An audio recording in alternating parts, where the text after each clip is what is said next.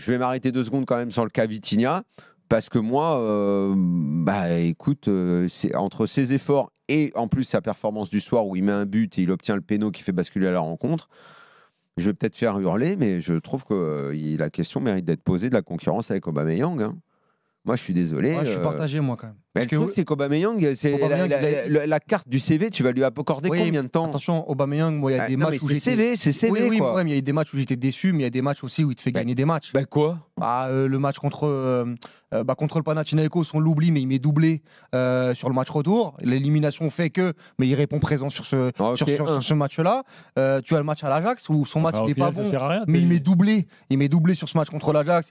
Voilà. Le Havre, le 3-0, il fait un super match. Donc, attention, je te dis pas que c'est.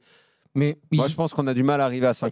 Non, il y a 3 matchs, 3 gros matchs. Après, voilà. Donc, après, faut que tu fasses la liste des grosses occasions qu'il a aussi raté. Ah oui, bien évidemment. Contre Nice, elle est impardonnable. Contre Nice. Donc, on est quand même sur quelqu'un qui est décevant depuis le début de la saison et qui tient la place grâce à son CV. Vitinha, sur le peu qu'on le voit, entre les efforts qu'il fait et son il a pas mis un wagon de but, mais ça reste peu quand même, Daniel.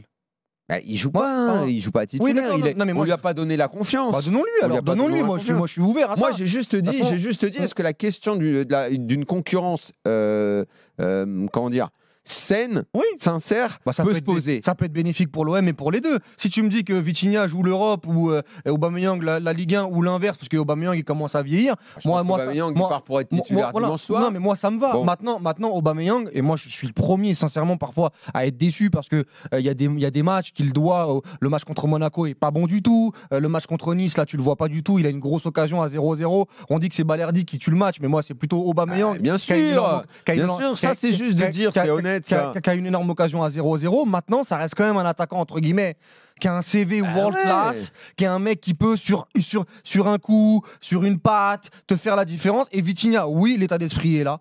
Oui, il fait beaucoup d'efforts. Oui, ce soir, il est récompensé. Et bravo à lui, parce que c'est lui qui va chercher le penalty et qui marque. Maintenant, ça reste quand même. Vous pensez que le but techniquement, doit être refusé ou pas, le premier? Parce qu'il y a un peu hors débat. Je sais pas.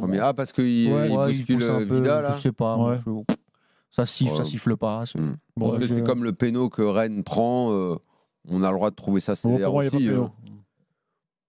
On a le droit de trouver ça sévère. Il lui marche dessus. De toute façon, avec la VAR, tu analyses le moindre geste. Et donc, si geste sur le pied de l'autre il y a, ça donne péno. Et là, effectivement, il peut être annulé parce qu'il le pousse. Il le pousse, le défenseur. Mais tu comprends l'aspect technique. Ça peut faire duel costaud. Quoi. Mais tu comprends l'aspect technique sur Vitinha. Parfois, quand même, c'est assez rustre. Mais parfois il en joue sur des sécurités. Ça te régale. C'est un peu mieux quand même.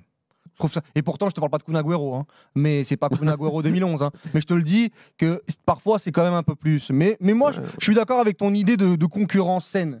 Je suis d'accord avec ça. Pour moi, la concurrence, elle est pas saine. C'est Aubameyang qui joue au statut. Pas que. Pour l'instant, pour moi, il joue au statut. Par contre, il démarre titulaire au statut. Et je voudrais en revenir moi sur Vitinha, la concurrence Vitinha-Aubameyang. Moi, clairement, et là, Walid, du coup, tu m'as un peu enlevé les mots de la bouche. Moi, je pense que Vitinha doit titulaire en Ligue 1 et garder Aubameyang en roue de secours limite en Ligue 1 et lui jouer titulaire en Coupe d'Europe parce que voilà, c'est la Coupe d'Europe, il faut peut-être de l'expérience, etc. Mais honnêtement, à choisir, je prends Vitinha, mais tous les jours. Donc tu es d'accord avec Daniel. Tiens, j'ai un témoignage de Kevin là, qui lui dit depuis le stade, attention, Vitinha apporte plus qu'Aubameyang au niveau tactique. Bien sûr, bien sûr. Moi, je suis pas d'accord. Il est le seul qui monte en pressing sur le gardien. Bah oui. À ce moment-là, il est le seul à faire il a fait une course de 25-30 mètres pour aller. Attention, il y a des courses qu'on voit pas d'Aubameyang dans le jeu qui parfois aussi font beaucoup de bien, notamment la première les courses pour où vers l'arrière. Tu confonds quand il fait les courses à la maison.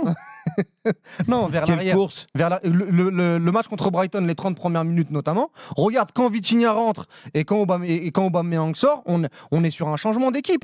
Donc c'est pour ça que moi je suis pas tranché sur l'apport d'Aubameyang. Oui, parce que il a un CV extraordinaire, donc peut-être qu'on en attend plus. Et ça, moi je suis complètement d'accord. On doit être exigeant avec lui, mais Vitinha, on va pas le faire passer pour un cador. Personne ne fait passer pour un cador. Parce qu'il a fait ça ce soir. On va attendre. Non, Walid, personne ne fait passer Vitinha pour un cador. Je pose juste la question.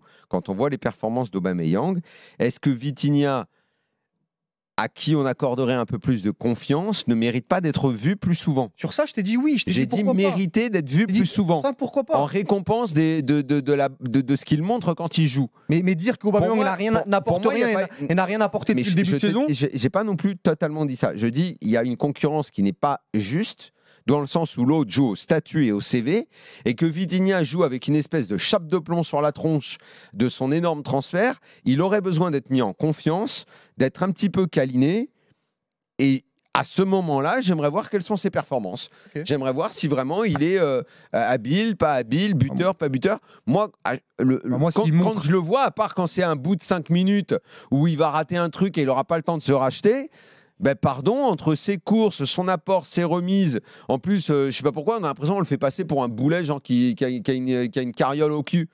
Il court, le gars, quand même. Il est capable d'accélération. Au début, quand j'entendais certaines personnes, j'avais l'impression que le gars, il avançait pas, qu'il avait une charrette. Après, sous Marcelino, il avait été titulaire contre Toulouse, le 0-0. Là. Et sous Marcelino, personne jouait bien. Ça avait été catastrophique. Personne jouait bien, Walid. Il joue titulaire contre le PSG. Il a une occasion immense à 1-0. Après le confront de Hakimi, l'occasion, elle est immense, Daniel. Désolé. Ouais, la tête. Et donc tu vas. Non, mais pour ça, donc tu vas résumer. Mais non, faut être juste. Quand on dit qu'Aubameyang rate des grosses occasions, Vitinha aussi, soyons justes. Sauf que, encore une fois, moi je te parle de l'aspect psychologique. Il y en a un à qui on a tout donné, il y en a un autre qu'on regarde d'un œil et à qui on ne veut rien donner. Donnons-lui et regardons. Et à qui on n'accorde aucune confiance. Donnons-lui. Moi je suis prêt à te suivre. Et je veux juste voir. Je veux juste le voir. Mais si le mec qui fait 3 matchs titulaires, il est pas bon, je t'inquiète pas, je serai là. Non mais tu tues Aubameyang en faisant ça. Sur Direct Studio, quelques réactions les gars. L'autre tu le fais jouer tout le temps. Il coûte 700 000 par mois, Obama aussi. L'autre c'est 32 millions de transferts.